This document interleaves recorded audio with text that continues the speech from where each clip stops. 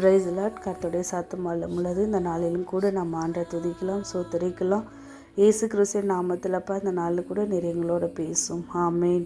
இந்த நாள் ஏசப்பா நமக்கு கொடுக்குற வசனம் 1 யோவான் 3ஆம் அதிகாரத்தில் 3வது வசனத்தில் ஆண்டு இப்படியா சொல்லியிருக்கிறார். அவர் மேல் இப்படிப்பட்ட நம்பிக்கை வைத்திருக்கிற எவனும், எப்படிப்பட்ட நம்பிக்கை?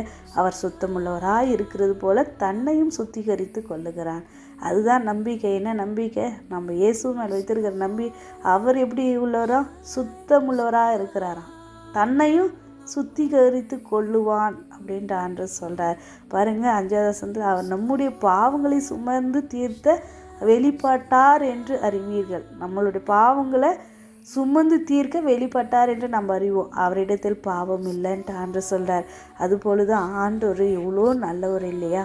அவரை போல் நாம் என்ன பண்ணணும்? சுத்திகரித்து கொள்ளணும். அவரை போல் சுத்தம் உள்ளவர்களாக இருக்கணும் தான் ஆண்டு நம்ம மேலே வைத்திருக்கிற நம்பிக்கை. அது 7வது வசனத்தில், பிள்ளைகளே நீங்கள் ஒருவரால் வஞ்சிக்கப்படாதீங்க.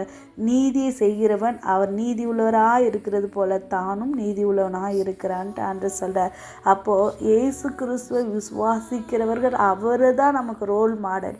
அவர் ஜெபிக்கிற மாதிரி, அவர் நடந்து கொண்டது பாரு, அவருடைய தாழ்மையை பார்த்து, அவருடைய போதகத்தை பார்த்து, அவருடைய கற்பனைகளை பார்த்து, அவருடைய கற்பனைகளை கை கொண்டு அதன்படி நாம் நடக்கணும். அவர் எப்படி சுத்தமுள்ளவராக இருந்தார், நீயும் அது போல் சுத்திகரித்து கொள்ள.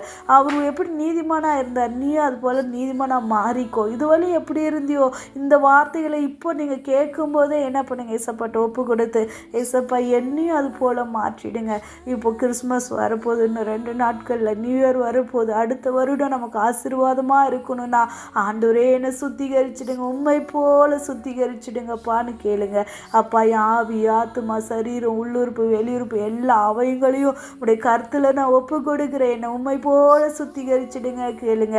இயேசுவினருடைய ரத்தத்தினால் என்னை கழுவிடுங்க. உங்களுடைய பரிசுத்த அக்னினால் என்னப்பா எனக்குள்ள இருக்க தீய பழக்கங்கள், தீய கெட்ட சிந்தைகள், கெட்ட எண்ணங்கள், கெட்ட பழக்கங்கள், ஆண்டே சுபாவங்கள் எப்படிப்பட்டது இருக்குது, உங்களுக்கு பிரியமில்லாத எல்லாவற்றும் என்னிடத்திலிருந்து உங்களுடைய பரிசுத்த அக்னினால் சுட்டெரித்து போட்டுடுங்கன்னுட்டு கேளுங்க.